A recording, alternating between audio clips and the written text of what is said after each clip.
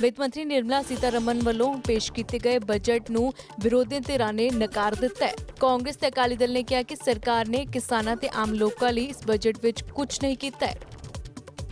House and we requested the Speaker that before the budget speech starts, please listen to the farmers' voice. Please, Prime Minister, give a statement and to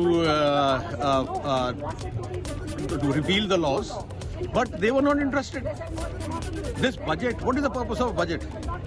They come up with today's digital budget, otherwise paper budget. There's no need of a digital budget or a paper budget. People need a budget for the people. For farmers should feel happy they have been thought about.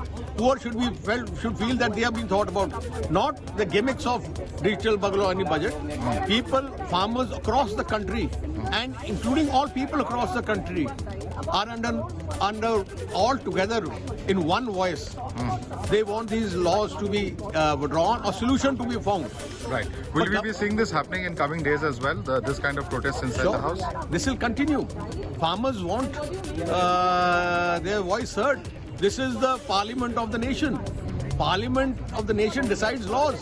So here is the right forum, and we are using this forum to convey the feelings of the farmers across the country. ये तो basically अगर आप गंभीरता से विचारें, ये जो 5 सूबे इलेक्शन में जा रहे आते महीनों में, उसमें बंगाल है, उसमें तमिलनाडु है, उसमें केरला है, उसमें असम है, उन सूबों के लिए ये इलेक्शन मैनिफेस्टो आप समझ सकते। कई हज़ार करोड़ के प्रोजेक्ट इन सूबों को दिए हैं।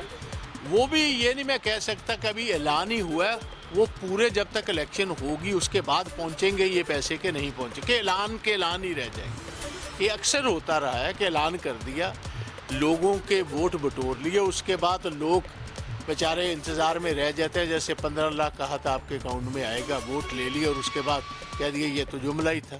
तो ये जुमला है कि उन स्टेट्स को भी कुछ आना है, ये तो टाइम बताएगा। मगर हमारी स्टेट्स जो है, पंजाब, हरियाणा है, उत्तराखंड है, ये जम्मू कश्मीर है, इस रीजन के लिए तो कुछ नहीं आया। और बड़ी अफसोस की बात कि इन्होंने एक जिक्र तक भी नहीं किया।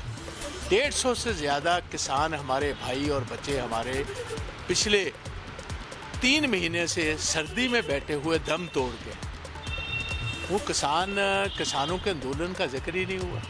वो जो 3 काले कानून वापस लेने थे उनका जिक्र ही कोई नहीं किया। और किसान को इन्होंने देना तो क्या था, पेट्रोल और डीजल पर एक और सेस लगा दिया और ये कहा कि ये हम लोगों से नहीं लेंगे, ये कंपनी से लेंगे।